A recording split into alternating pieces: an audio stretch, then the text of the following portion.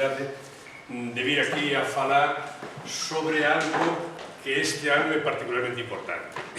E é falar de un científico lugués escasamente coñecido en España e tamén moi pouco coñecido en Galicia. Non se podería entender que unha figura da trascendencia de Casares non fora contemplado en este ano en que celebramos o bicentenario do seu nacimento. Por eso, a primeira transparencia que vos traía falaba de Casares como o pai da química galega. E esta segunda vai a facer referencia ao que intento contarvos hoxe aquí. Como decía Esther, pretendo facer unha reflexión sobre como desde a ciencia, desde a investigación, desde a universidade, se poden enfrentar os tempos de crise. E para iso vou utilizar a figura de Antonio Casares. Don Antonio viviu nun século en donde a crise foi permanente, que é o século XIX. Irei desgranando ao longo da charla como esa crise se foi superando. Pero abonde con decir que no ano 1800 Malthus decía que o mundo estaba a acabarse. Malthus, o democristianismo, o que decretou a idea de que tiñamos que controlar a natalidade. Porque decía Malthus, estamos producindo alimentos dunha maneira lineal, pero o crecimento da población é exponencial. Logo chegará un momento en que non teremos alimentos para a xente, e iso só se pode resolver de unhas cousas, controlando que a xente nazca ou declarando guerras para matarlos. Bueno, pois, esa enorme crise que se aconteceu no século XIX, ao longo de máis de 60 anos dese século, a química estuvo traballando para resolver problemas. En 1800 vivían 1.000 millóns de habitantes no noso planeta e a edade media eran 35 anos. Hoxe somos 7.000 millóns e vivimos 80 anos. Bueno, as mulleres que sodes maioría aquí hasta 84 de media. De modo que, como se solventou esa crise? En que maneira persoas como Antonio Casares se enfrentaron con problema e o resolveron? Bueno, deso é un pouco do que vos quero empezar a contar. Primeiro, por facervos reflexionar sobre o impaís que é Galicia, en donde podemos falar de xogadores do Deportivo ou do Celta, pero non coñecemos nunca aos nosos científicos. E Antonio Casares é unha desas persoas que deberíamos de estar recordando permanentemente. Por iso me interesa facer comprender a trascendencia da súa figura, divulgar as aportacións que fixo, ou utilizalo como exemplo de como nun momento de crise el se enfrentou cos problemas e encontrou solucións para os mesmos. E se tuvera que definir a Casares en 3 palabras, estamos nun centro educativo.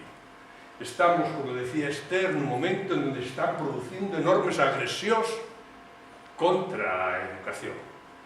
Estas recortes que se están producindo na educación van a ter uns efectos tremendamente negativos, non hoxe ou mañán, pero dentro de 20 anos, as generacións que non sexan educadas hoxe ou sexan mal educadas hoxe se van a encontrar con eses problemas. Por eso, Casares en 3 palabras é educar, educar e educar. Educar para formarse integralmente, para saber, para entender que estamos nun mundo que ten problemas, pero que somos suficientemente inteligentes e temos importantes decisións que tomar como para resolver os problemas. Educar para investigar, porque a investigación nos axuda a crear, nos permite enfrentarnos cos problemas que ten a sociedade, encontrarlle solucións e pegar saltos cara adiante. Educar para innovar, porque a innovación nos leva a encontrar como mellorar os nosos recursos, como fazer con os recursos que nós temos se rentabilicen moito mellor. Todo iso o vai ir contando ao longo desta exposición. E todo ello como un exemplo para sair da crise. Bueno, que vos podo decir así a modo de presentación grosera do que Casares? Bueno, pois foi o rector, decir, o máis importante, sempre un pecado de vanidade. Digamos que se hai que citar 3, 5 grandes rectores da Universidade de Santiago, Casares, sin duda é un deles. Foi o rector que máis tempo estuvo no seu posto. Morreu no posto de traballo. Morreu no ano 88, cando tiña 76 anos, traballando como rector. En aquel momento non se votaba aos rectores. Se escollían por unha vez e despois se poñían a ver. Estaba xa a monarquía de turno para ir consagrando ou non, en función dos gustos que tuvera sobre él a monarquía, como rector. Casares gozou sempre do patrimonio de ser admitido dentro da monarquía, o que, como entenderedes, ten aspectos positivos e negativos. Cando se está de acordo co poder, bueno, algunhas cousas moi boas non se deben de estar facendo, pero así somos os humanos, e así hai que entender a Casares, as súas cousas boas e as cousas malas. Todos temos claroscuros, Casares tamén, e tratarei de ir presentando vos eses aspectos que sembraron dúbidas sobre a súa figura. É o introductor da experimentalidade no ensino, algo que hoxe parece unha chorrada, pero que no século XIX non era así. A finales do século XVIII, no ano 1795, hai un tremendo debate na Universidade de Santiago, no claustro, entre os tomistas e os novatores. Os tomistas seguían pedindo un ensino aristotélico, verborreico, moito largar desde o predicatorio e punto. E a continuación, aprendedes de memoria a lección que contei eu, que son o que sei, e me la soltáis. E os novatores, que empezan a entender que a ciencia só se pode entender facéndoa. Casares é destes, e dos que se decata de que a ciencia só se pode enseñar se sabe facer. E para eso hai que facela, hai que entrar no laboratorio. Por eso veredes como constantemente farei chamadas a súa trascendencia na experimentalidade, a como se preocupou de conseguir que os medios, moitos poucos ou regulares que había na universidade se utilizaran. E máis importante, el foi, como tamén comentarei dentro de uns minutos, o coordinador do Instituto de Enseñanza Secundaria de Santiago, que dependía da universidade. Aquí Lugo tiña o seu instituto provincial, o máis antigo, estaba o de Pontevedra e o de Ourense, e depois Coruña non tiña instituto, o tiña Santiago porque dependía da universidade. Era o único instituto non provincial. Casares é o coordinador dese instituto e se encarga de que o ensino se faga experimental. Veredes a trascendencia que todo eso ten na obra de Casares, como foi artellando todo o seu coñecemento, todo ese saber para que os demais foran capaces de facer. É o introductor de moitas especialidades.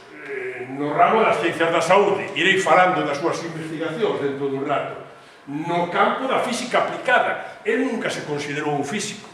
Sin embargo, veredes que as súas aplicacións na física, a utilización que fai da física para trascendera socialmente e enseñarlle á sociedade como desde o coñecemento se pode construir o futuro. Para iso utilizou moito da súa física. Traballou en mineraloxía, en augas, en espectroscopía e, por así decir, o creador do I+D+I. Cando todavía non se falaba da innovación, Casares non só investiga para crear, sino que investiga para innovar. Bueno, o enorme interés social da ciencia. O século XIX é o século en donde a ciencia colle a autonomía dunha ciencia social. Social no sentido de que o coñecemento científico ten que servir para a sociedade, ten que rendir un servicio á sociedade. Hasta ese momento, a química se ocupa máis do porqué, e a ciencia en general, do porqué, de resolver as preguntas trascendentes de onde vimos, quen somos, a onde imos. Estaban moito máis preocupados de esas preguntas trascendentes como facía a filosofía que do para qué. Para que sirve o que eu fago? Se eu son un químico, que podo facer de servicio á sociedade? Como o meu coñecemento pode servir para que os meus conveciños vivan mellor, melloren a súa alimentación, a súa saúde? Como debo eu de investigar, de estudiar, de enseñar aos demais para que todo iso se faga trascendente? Vedes como vou enlazando co que vos decía do século XIX? O século XIX estaba en crise, non sabía resolver eses problemas. A mortalidade era tan enorme porque nos partos prácticamente morría o 70% dos que nacían, porque se operaba sin batas, porque os médicos chegaban en traxe de calle, operaban primeiro unha gangrena e cas maus manchadas da gangrena iban ao parto, á cidade de parturienta. Fieles pauperares, mortes. Así era como estaba o mundo. E a química que podía facer? Como se plantexa Casares o problema de resolver estes problemas? Hai un problema, e eu como podo axudar a resolverlos? En tempos de crisis hai que tomar decisións. Pois ben, iso é o que se está plantexando como o interés social da ciencia. A ciencia, e a química en particular, que o que vai a practicar Casares, ao servicio da sociedade. Non saber para min, non saber para beneficiarme eu, saber para que o meu saber sexa de todos, para compartilo cos demais, para enseñarlle aos demais que poden facer co coñecemento. En estes momentos de crisis é cando máis se necesita a educación, cando máis necesitamos enseñarlle aos nenos como pensar, como ser propietarios do seu coñecemento, como non deixarse engañar polo enemigo. Todo eso é o que nos fai moito máis libres. Todo eso é o que chamamos o sentido social da ciencia. A ciencia para todos, non a ciencia solo para aqueles que a dominamos. A ciencia é un servicio á sociedade. E por último, dentro dese sentido social da ciencia, que os produtos xeren valor añadido. Se nós temos augas e a auga solo é auga, bueno, pois está ben saber que é auga. Pero se sabemos que as augas son augas mineromedicinais, xa estamos falando de algo máis. Estamos empallando un adxetivo que lle está dando un valor engadido. Xa a poder vender. Xa ten interese social. Xa vale para a saúde. Xa a poder crear balnearios. Empezades a enlazar cal é a idea de Casares no século XIX, a balneoterapia vai aparecer no século XIX como consecuencia dunhas investigacións químicas fundamentadas sobre cal é o interés social. Para que me vai a servir a min estudiar a auga? Por que cando eu lle explico aos meus alunos na clase que a auga é H2O e escribo un oxígeno e colgándolle dúas patillas con dous hidróxenos, e iso que? Para que sirve que os meus alumnos aprendan cal é a estructura do auga? Porque o que sabemos os químicos e o que saben os físicos das propiedades físicas van a marcar todo o coñecemento de para que sirve a auga. De iso é do que estamos falando aquí en este valor engadido. Bueno, vou ter que ir un pouco máis rápido, porque senón non chegaría ao final, como sempre. Irei correndo un pouco máis. E se non, pues, me interrumpides e montamos unha verbena entre as vosas preguntas e as miñas reflexións. Quen é este Antonio Casares? Quen é este lugués do que vos quero vir a falar aquí hoxe? É unha pena que a cidade de Lugo non quera vir a enterarse destas cousas. A cantidad de persoeiros que hai aquí nesta cidade. E que pasan? Ali temos outro escondido, agachado, parece que é un pobriño, Rodríguez Mourero, outra figura extraordinaria, e ali o temos, tapado porque vai a ser todo o que destaque moito como científico. Pois é un gran científico. Bueno, do que quero falarvos é de que este lugués nace en Monforte no ano 1812, estudia en Valladolid, fai a licenciatura de farmacia e o doctorado en Madrid, gana a plaza de química aplicada na Real Sociedade Económica de Amigos do País de Santiago, Bosona. Santiago é outra cidade ilustrada, igual que Lugo. A Sociedade Económica de Amigos do País de Lugo era tan importante, non vou decir si máis, que a de Santiago. As dúas sociedades do momento, que son os ilustrados que se preocupan por reflexionar sobre que podo facer co coñecemento. Para que sirve o que eu sei? Aquí en Lugo, no Alto, tedes o famoso Raimundo Ibáñez, Sargadelos. Bueno, estamos nesa época. Non, Casares nace un pouco depois, pero rapidamente se vai a ver implicado na necesidade que ele ten de utilizar unha química que sirva para os demais. Porque a Real Sociedade Económica do Amigo do País o que crea é unha cátedra non de química, química aplicada ás artes e á agricultura. A química para algo, para as artes. Claro, porque é a maneira de introducir valor engadido. Se eu te enseño aos orfebres como se fai un dourado, como se fai un plateado, como se fai un cobreado, de un material innoble, eu estou tendo un produto de orfebrería de valor engadido. A química aplicada ás artes. E a agricultura. Toda a vida de Casares estuvo ligada á preocupación polo agro. Claro, ele naceu no medio do campo. Ele sabía os problemas que tiña a agricultura. Como iba a poder pasar desa preocupación social? E a súa química tuvo que servir para resolver problemas como ahora veremos. Bueno, no ano 1843, xa incorporando en Santiago, monta a famosa farmacia Casares, farmacia Vescansa, de Santiago de Compostela, que está ali no Toural. Se vos aproximades, fundada por el doctor Casares. Claro, porque es que la familia Vescansa, bueno, despois vos comentaré algo de estas coñas de la vida social de los personajes. Los Casares se emparentan con todo Cristo, son unha familia tan larga que solo en Andalucía. En este momento, decía el otro día o rector da nosa universidade, hai máis de 900 Casares parientes de don Antonio, porque tiñan, bueno, despois xa me comentaré algo cotillero máis.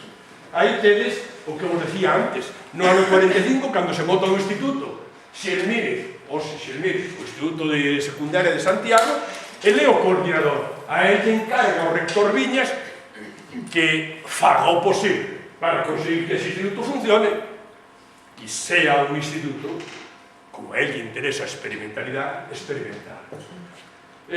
Bueno, se introduce rapidamente na vida da Universidade de Santiago. O primeiro cargo que ten é profesor interior de Historia Natural. Tamén entenderedes despois cando vos explique que ele é o creador do museo actual de Luis Iglesias da Universidade de Santiago, porque ele tuvo que botar a andar todo canto material había, e como empezou, que tiña que lle gustaba a universidade, pois colleu esa plaza, hasta que consiga a plaza de catedrático xa por oposición de Química Xeral no ano 1845. Bueno, despois un montón de cousas, sempre profesor de Química nas facultades de Farmacia, na Facultade de Ciencias cando hai, sempre na Facultade de Medicina, explicando moi diversas químicas. Veredes despois cales son os intereses da súa investigación, porque vai a investigar en aquilo que lle pode servir a seus alumnos.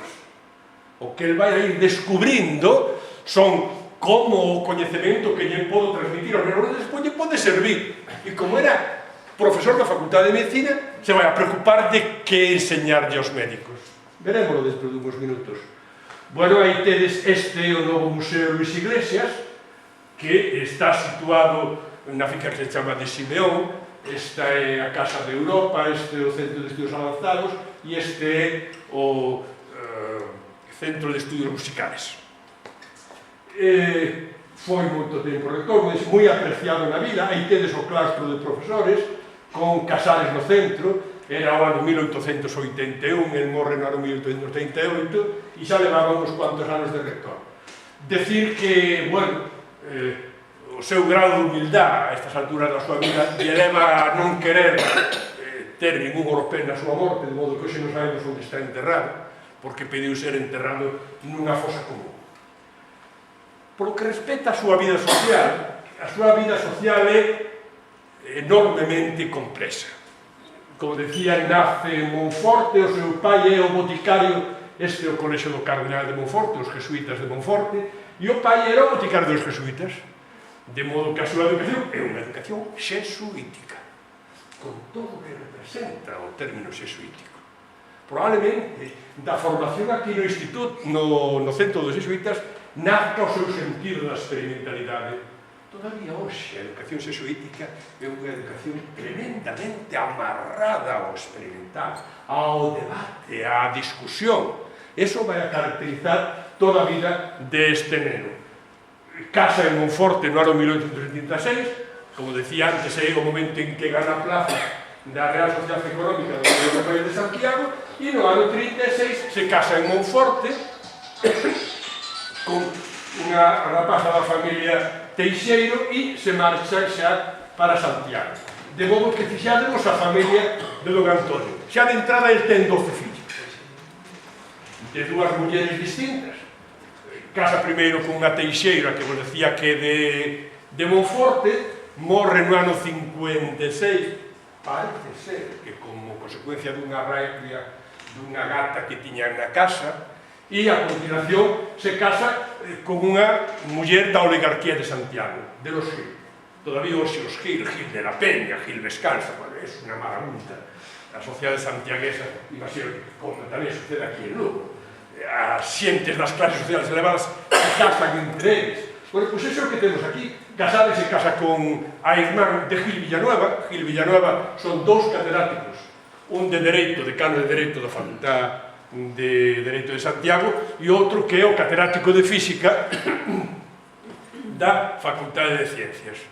E dai nacen todos estes fillos. Este que temos aquí, este é moi famoso, non porque tuvera moitos fillos, que non tuvo, pero sí porque foi outro gran científico. Este é don José Casares Gil, e este que temos aquí é Demetrio, tuvo 18 fillos. Se marchou a Andalucía, foi profesor da Universidade de Granada, e daí ven a saga dos Casares en Andalucía. 18 multiplicándose, de momento, decía outro día, repito, el rector, 900 Casares inventariados en Andalucía. Por tanto, unha gran saga. Tantos anos de rector creou demasiados problemas na vida de don Antonio, porque ele nace nunha universidade que é absolutamente eclesial. O claustro é tan eclesial que o 50% do profesorado eran cregos, coengos, jesuítas. Hasta este momento a universidade era eclesial.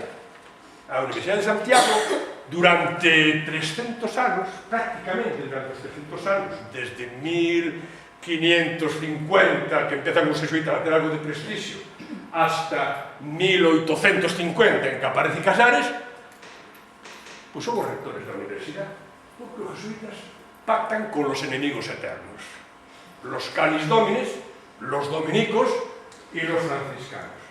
Quienes eran mayoría como profesores da Universidade de Santiago eran os dominicos, e os franciscanos se acercaban. Pero non gobernaban nunca, porque como non se podían ver entre eles, os jesuítas pactaban.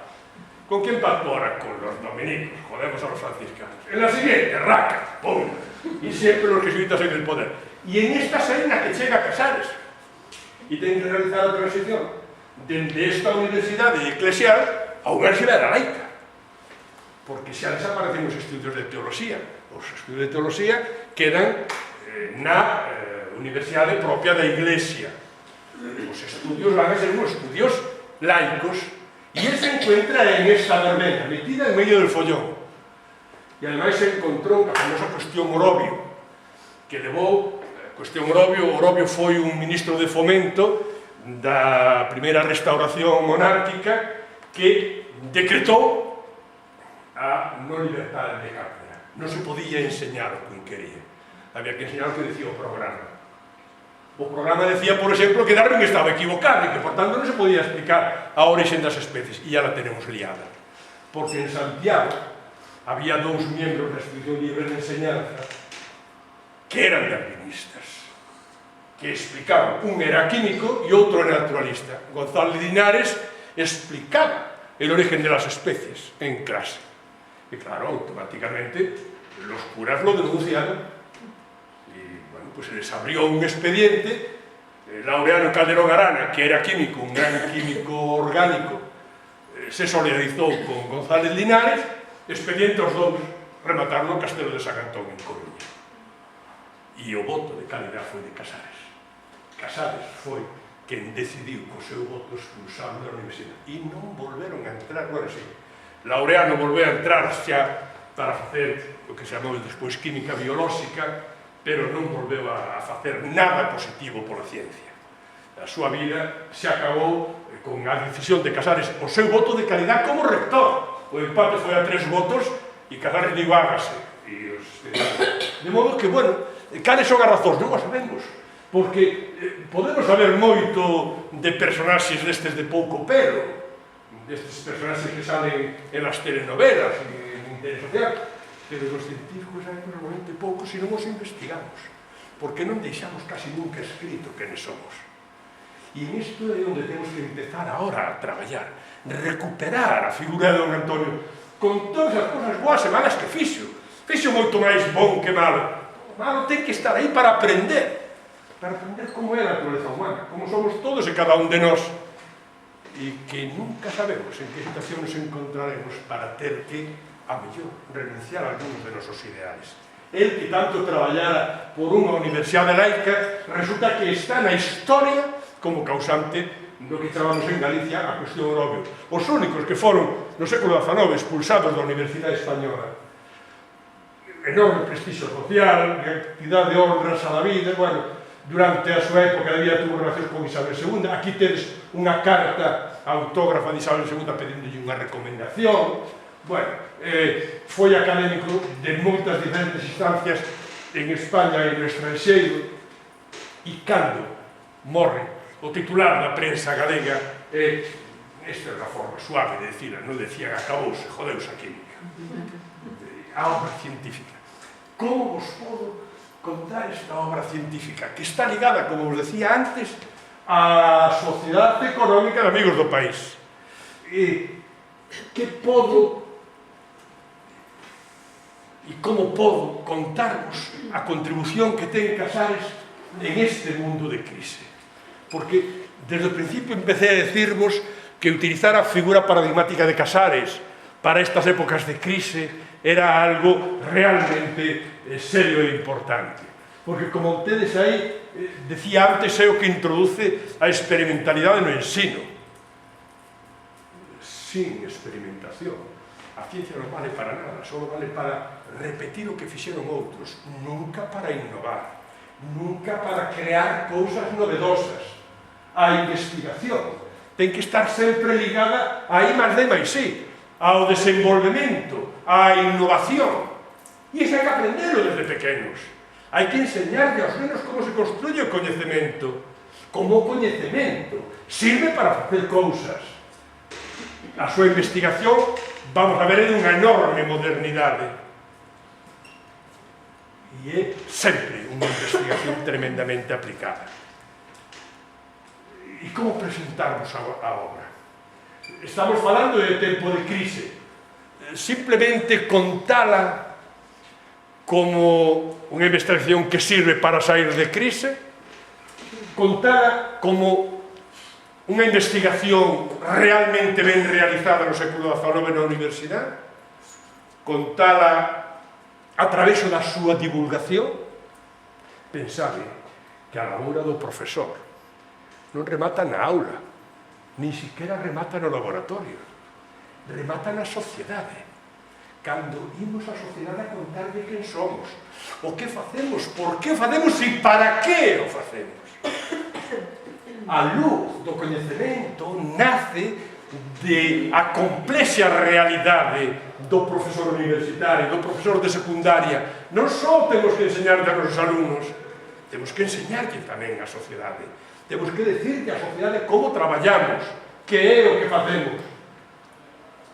A través da súa tarefa de educador, foi un enorme educador. Veredes que non só se preocupou de aprender ele para enseñarlle aos demais, para saber facer ciencia, sino que aprendeu para que os demais poderan aprender pola súa conta. Escribiu libros, porque nos libros é onde se plasman as túas ideas para que os que te estudian sean capaces despois de seguir aprendendo. A labora do profesor non remata na aula. Se só somos capaces de enseñar na aula o que sabemos, estamos cercerando parte da nosa dedicación. Temos que enseñarlle aos demais para que aprendan a descubrir pola súa conta, para que sean capaces, a partir das ideas que nos lle damos na aula, de seguir soñando con facer máis ciencia. Bueno, pois, iso foi o que intentou facer Casares cos seus libros de ciencia, os best-sellers do século XIX. Todavía hoxe se poden comprar de barato nas librerías de vellos os libros de Casares, porque editou miles de libros. Ao longo de todo o século XIX, os libros de química que se leían eran os libros de Casares. Bueno, pois o que vou facer é unha presentación cronolóxica. Vou empezar falando desde que el chega á universidade e se vai enfrentando cos problemas da investigación, cos problemas reales da vida e como os resolve. E como vai saltando dun a outro. E así a súa figura é tremendamente poliédrica, porque todo lle interesa. Empecemos por decir que se preocupa pola nutrición. Mirad, o século XIX, decía antes, o século da gran crise, se resolve fundamentalmente porque se resolve un dos grandes problemas da humanidade, a anestesia. Operar sin dor. Todos vos meter as películas de vaqueros, en donde a anestesia é pau na boca e emborrachera de alcohol. As anestesias, aparte no século XIX. O anestesiado está durante máis tempo tranquilo e o médico ten moito máis tempo para realizar as operacións. Por tanto, este é un descubrimento trascendente no século XIX. Outro descubrimento, os adubos. Decía antes que Malthus anunciaba o declive da sociedade porque habería que montar guerras, dado que non ibas a ter alimentos. E en isto chegou a química e inventou os adubos. Llega Liebig, inventa que podemos facer caurea, coa amonía, cos nitratos, e as cosechas empezan a multiplicarse.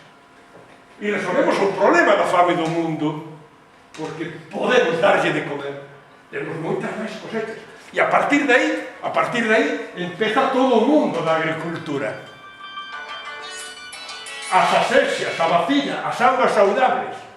O gran descubrimento, a gran aportación de María Nightingale, que casi ninguén se recorda, e este ano estamos celebrando os 150 anos, foi recordarlle aos médicos e a toda a sociedade que cumpría lavar as mãos, que as mãos transmiten montós de enfermedades.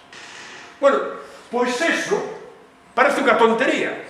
Se tardou 80 anos, ni siquiera Pasteur foi capaz de convencer aos seus amigos médicos de que operaran de bata, de que se lavaran, de que cando iban dunha operación a outra lavaran as mãos para non transmitir as enfermedades. No século XIX, a auga empezaba a ser algo vivo, algo imprescindible para a sociedade. E aparecen, claro, as augas saudables. Non vale calisquer auga. Non podemos alimentarnos con calisquer auga. A auga ten que ser auga de calidade. Empezamos a introducir un segundo adxetivo. Calidade. Augas saudables. Despois diremos augas mineiro-medicinales. Vedes como se vai cambiando o coñecemento? Como se van decatando de que forma debemos de ir realizando a ciencia para conseguir avances na sociedade? E, por suposto, os antibióticos, que aparecen xa alá ao finales do século XIX e que moi poucas máis descubrimos no século XX. Non creades que nos subimos moito máis. Desde a penicilina, o que estamos facendo son innovar poquito sobre o que xa sabemos. Estamos no momento da revolución necesaria. Algún día me invitaredes a contarnos como pode ser esa revolución necesaria. O que hoy temos que estar enseñándolle aos nenos na aula para que soñen que a solución do futuro. Porque isto xa é o pasado. O que vos estou cantando é unha historia de química. A historia de como se resolveu unha crise no século XIX e como agora, no XXI, podemos aproveitar estes coñecementos para seguir facendo ciencia. Pero unha ciencia desde a óptica de intentar resolver problemas sociales. Bueno, aquí vos decía que Casares está explicando na Facultade de Medicina. E que le va a contar aos médicos de química? Que les va a contar? Pois ten que montarse la película. Teño que contarle cousas de química que lles interesen. E que é máis importante para a saúde humana? A nutrición. El vive nun país en donde toda a comida resolvíamos con touciño e berzas e patacas. E isto alimentaba, pero non era saludable. E é o que intenta enseñarlle aos médicos que cambien por completo esa educación, que aprendan o que é a nutrición, que aprendan como van a actuar os medicamentos, que aprendan como facer unha alimentación saudável. E as clases de química van sobre a nutrición. De modo que gran parte, bueno, aquí tedes os primeiros traballos de Lavoisier sobre a respiración, e aquí un dos moitos traballos de Casares. Este é consideración sobre a acción química de los medicamentos. Como é o metabolismo? Que pasa no interior do noso organismo humano no momento que os alimentos chegan, cando comemos? Como é a digestión? Logo, a digestión implica que a nutrición non pode ser desta forma, debe de ser desta outra. Cambiar pautas de conducta. A nutrición como fonte de saúde. O que ele está enseñando ten unha finalidade social. O segundo aspecto co que se ven frente é a toxicoloxía. Ele estudia en Madrid este libro que tedes aquí, o libro de Mateo Orfila, a Biblia da toxicoloxía no século XIX. O maonés Mateo Orfila é o gran médico do primeiro tercio do século XIX no que respecta aos venenos. E Casares sabe química e sabe a trascendencia que ten as intoxicacións e sabe que se pode contrarrestar a acción dos venenos e se preocupa de enseñarlle esos aos alumnos, se preocupa de traballar sobre toxicoloxía. A él lle interesa a toxicoloxía para qué? Como son os venenos, como son as actuacións de venenos e como podemos controlar os seus efectos. Podemos controlar unha intoxicación? De que maneira? Que tipo de produtos químicos podemos utilizar para controlar unha ingesta de mercurio? O arsénico? De que maneira podemos traballar? Fixadnos, aquí tedes outro dos traballos interesantes. Cando xa el sabe dunha cousa, ou cando cree que necesita saber máis, o que fai é traducir. Ese outro traballo de química, tratado de química legal moi importante da época. Bueno, vamos a ir un pouco máis rápido. A mineraloxía. Claro que lle interesa a mineraloxía, pero fixadnos para que lle interesa. Como científico, descubrir minerales como a morenosita, pero sobre todo como aplicar ese coñecemento, como aplicar os materiales que temos na nosa terra e que teñen un valor engadido, porque o granito de pouco vale, as lousas andaban ciscando e as serpentinas e os mármores. Pero eso pode ser xollas ornamentísticas, se poden utilizar para recubrimentos, podemos utilizar para, sabendo que, darlle un novo valor a que estamos facendo. Bueno, podería contar máis cousas. Me vou a meteoroloxía. Aspecto físico fundamental. A meteoroloxía empeza a ter unha utilidade práctica no mundo da agricultura no século XIX. Casares monta a primeira estación meteorolóxica de Galicia, nos altos da Facultade de Xeografía e Historia. Todavía algúns, cando chegamos a facultade na década dos 60, fora de químicas estaba a estación meteorolóxica da Universidade de Santiago. Bueno, Casares foi o primeiro que a montou, e a montou con unha finalidade, que a trascendencia que ten para unha boa agricultura o coñecemento da meteoroloxía. Pero por eso compre ter boas estacións meteorolóxicas, realizar medidas precisas. Aquí tedes unha das medidas do ano 1849 realizadas por don Antonio. Pluviometría, días de insolación, temperaturas medias, mínimas, máximas, presión atmosférica, todo recollido e transmitido. Don Antonio non só se dedicara a facer as medidas, enseña os demais como se fan, e enseña aos seus alumnos como se fan. E as estacións meteorolóxicas empezan a multiplicarse por Galicia adiante. Os institutos, todavía hoxe, algúns deles siguen sendo estacións meteorolóxicas do Servicio Nacional. Siguen subindo online os datos para que estén a disposición de todo o mundo. Antonio Casares, desde o ano 1848, se dedica tamén a traballar en este campo. A anestesioloxía, del que vos falaba antes. Unha aportación esencial desde o punto de vista da ciencia e desde o punto de vista do interese social. a anestesia se empeza a practicar dunha maneira científica a principios do século XIX. E Davy, outro químico inglés moi importante, o primeiro que utiliza o gas hilarante, o gas da risa, o que se chama tamén protóxido de dinitróxeno, o óxido de dinitróxeno que decimos nós. Pero non era inocuo, tiña efectos secundarios. E chamaban o gas da risa porque producía unha hilaridade tremenda. Máis adiantado o século, se descubre o segundo gran anestésico, o éter. Pero o éter tamén era tóxico, hasta que se descubre o cloroformo. Bueno, como entra Casares en esta película? Porque a súa entrada é dunha maneira valerosa e dunha maneira, ademais, enérxica. Mirad os datos. No ano 1847, o 10 de novembro, Simpson, na Universidade de Edimburgo, non só sintetiza cloroformo, sino que o utiliza como anestésico. Estamos falando do mes de novembro. No mes de decembro, o 19 de decembro, Casares, aí tedes como se está deixando anestesiar. Estes son os seus colegas da Facultade de Medicina, Guarnerio de la Orden, Olivares e o seu cuñado, Maximino Teixeiro, a calle Doutor Teixeiro de Santiago, é esa, outro monfortino. Bueno, pois aquí se está deixando anestesiar para comprobar que é inocuo, para comprobar cales son os efectos. E ao día seguinte se realiza a primeira operación cirúrxica. Como vedes, nese medio despois de que en Edimburgo se realizou a primeira intervención con anestesia, se están realizando xa.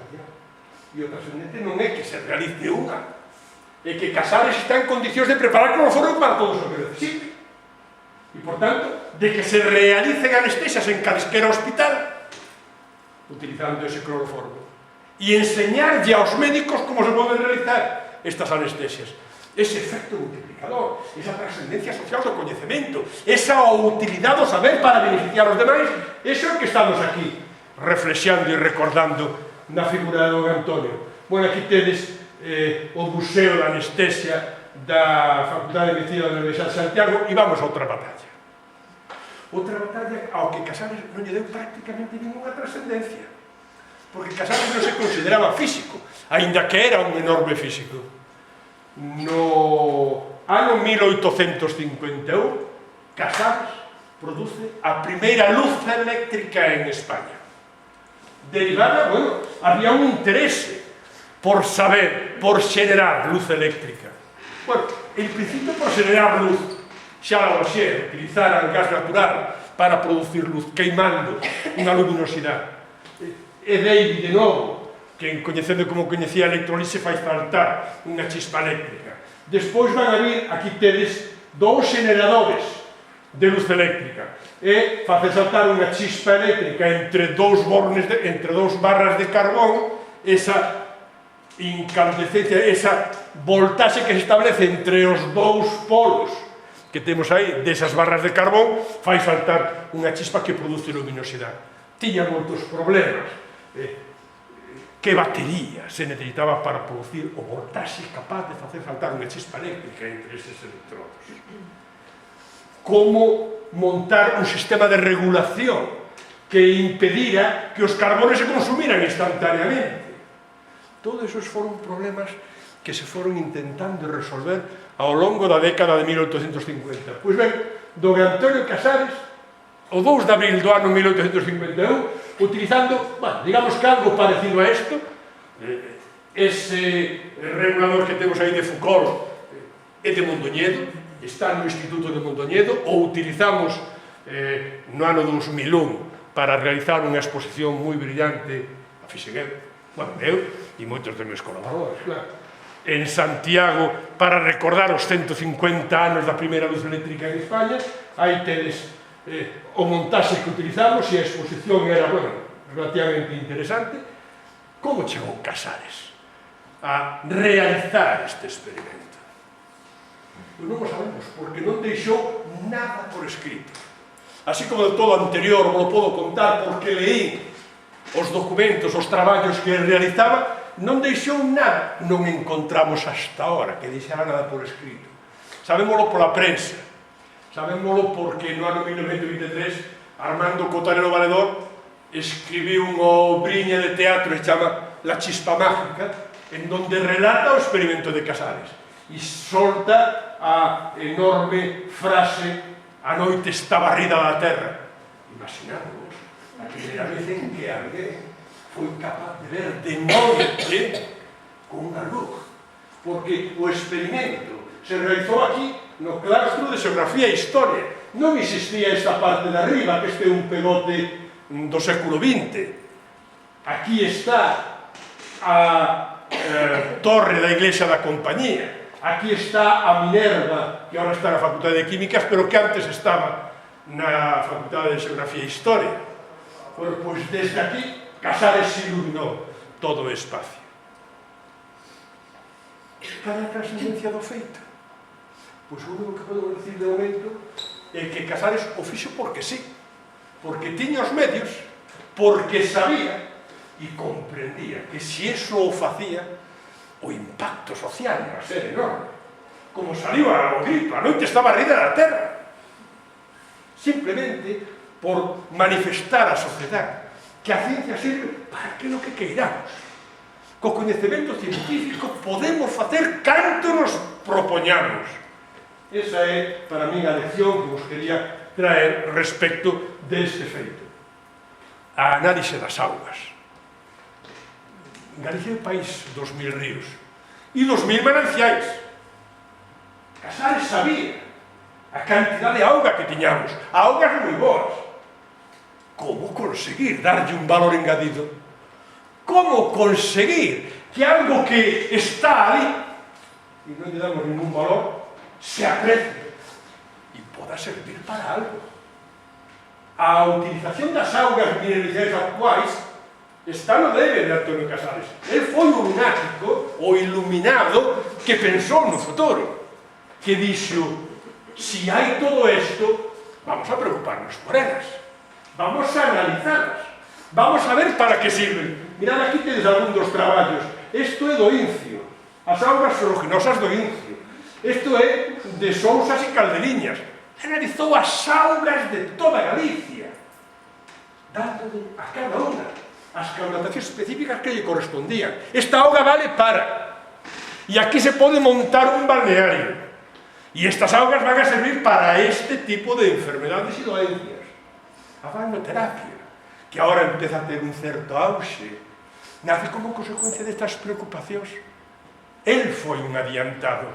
El foi capaz de ver que eses 1000 mananciais que temos en Galicia levaban dentro de sí un valor potencial extraordinario e que compría poñelo en valor. Había que decirle a toda a sociedade e aos seus propietarios: ollo que isto é unha mina, que chegará un momento en que no mundo non haya auga. E Galicia é o país dos 1000 ríos. Non podemos permitir que a nosa auga se nos perda. Eso é o que nos decía Casares. Aproveitadea en este momento en que parece que o ouro é o petróleo ou outras andrómenas polo estilo. Non, non, non. O ouro sigue sendo auga. Quen teña auga poderá vivir. Todos nós somos 66% de auga. Podemos estar sin comer 50 ou 60 días. Non podemos estar unha semana sin beber. De modo que a auga. E, home, aqueles que nos dá mucha tralla o viño, pois, o viño, claro, o viño. E tampouco Antonio Casares, sendo dun lugar como Monforte, podía pasar do viño. E el sabía da calidade dos nosos viños. E el sabía como estudiar a calidade dos nosos viños. E realizou estudios comparados. Por que Borgoña, Alsacia, Burdeos teñen un vino extraordinario? Coño, se os nosos son iguales. Bueno, iguales os cuidados, iguales, si facemos o que temos que facer, o tratamento químico das viñas. Se dedicou a enseñar esa preocupación que tiña él pola agricultura, de utilizar a química para conseguir unha agricultura de calidade. Levou a preocuparse por como facemos para cuidar as cepas, como facemos para evitar o mildiu, que traballos debemos de publicar e en que revistas e en que periódicos para que os nosos campesinos se enteren.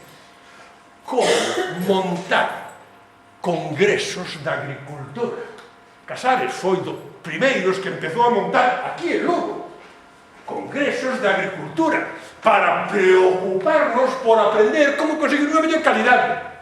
Mirade o análise, bueno, aquí vos poñía as observacións, o traballo sobre as observacións del cultivo de la vid en Galicia. E aquí vos poño análisis dos viños nosos e a comparación nas cualidades que tiñan os outros viños. Bueno, como vos decía antes, vou a pasar, el foi o que ordenou, transformou, montou o coleccionismo do Coixé, o Museo da Universidade de Santiago. A espectroscopía. Outra técnica física que Casares entende, interpreta e transforma na medida das nosas necesidades. Tamén deberíamos preguntarnos como desde este Finisterre europeo unha persona sin... Tería moitos libros? Como sería a súa biblioteca? E a biblioteca da Universidade de Santiago? Como sería a biblioteca das sociedades económicas de Amigo do País? Que cantidad de información se tiña? Como Casares chegou a enterarse de que Bunsen e Kirchhoff no ano 1859 inventa un artilugio algo semellante ao que tedes aquí, que se chama un espectroscopio, e que no ano 1861 e 1862 descubren dous elementos químicos que lle chamamos rubidio e cesio, utilizando ese aparato, o espectroscopio, este que vedes aquí, que ocupou don Antonio durante toda a súa vida e que está hoxe no Museo da Universidade de Santiago. Ese espectroscopio se comercializa no ano 1862-63. Como lo compra Casares? Que lle dá os cartos?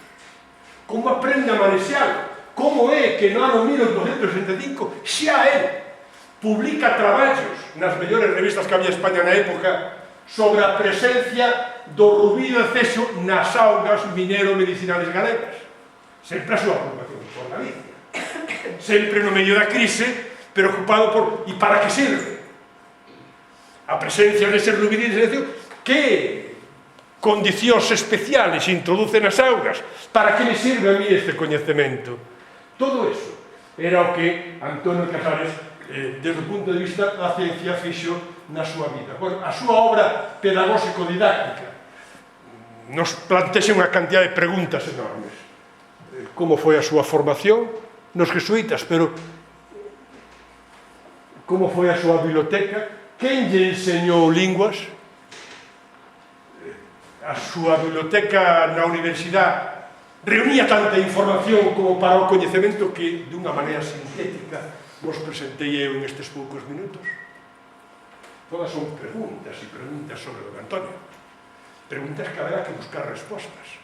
Pero, por casualidade, non hai ninguna tese doctoral sobre don Antonio Casares.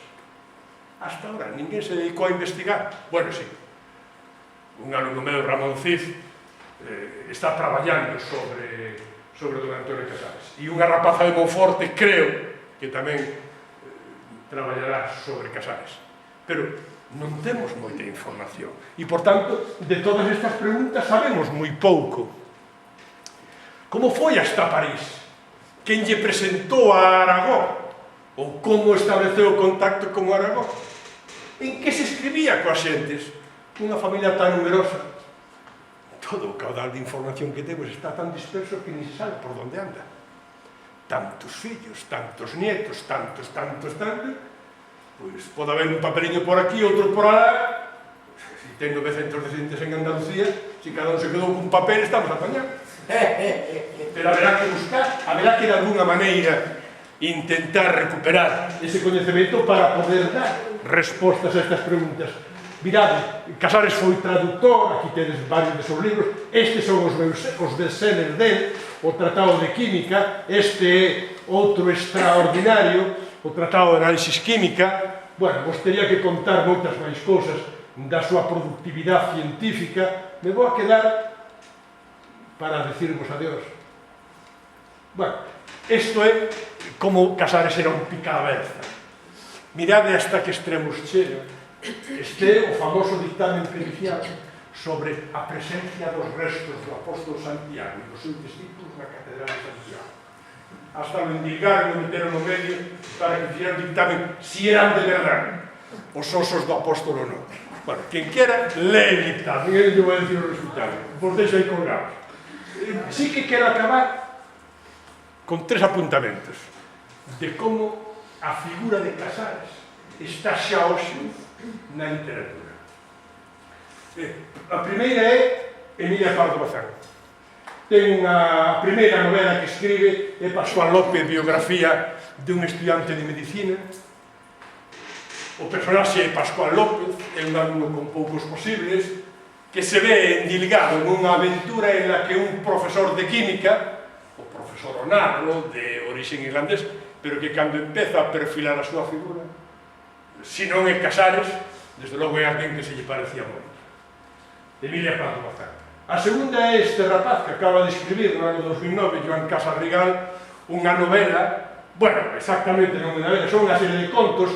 O máis largo e consistente se chama As sombras de Perseo e ten por orixe unha aventura de trama policíaca en donde intentan matar a Casares como consecuencia de la cuestión Orovia.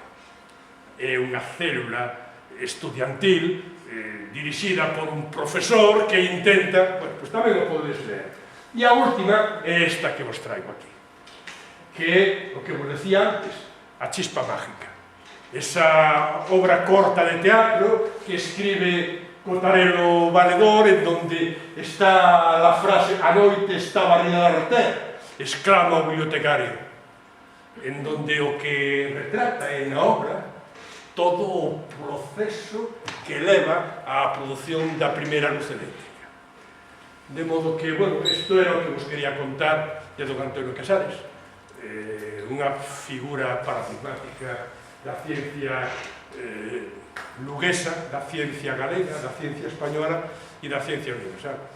E se queredes máis, outro día me invitades.